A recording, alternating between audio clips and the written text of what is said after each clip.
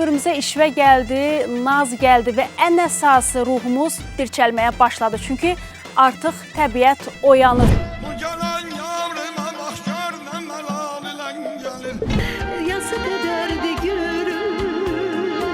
Baraydı yarım baraydı. Gönlün düştü diyar diyar bir kekliğin sorağına. Her telden ezmi gülşen eyledim, gemmeni çuğladı ay hayıf hayıf. İsteyin ol arzusunu. Senin eşkin beni getirdi dile. Ben seni her zaman anarım yar.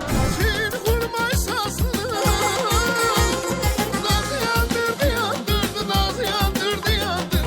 Kurşunun heyeti kaynayır yine.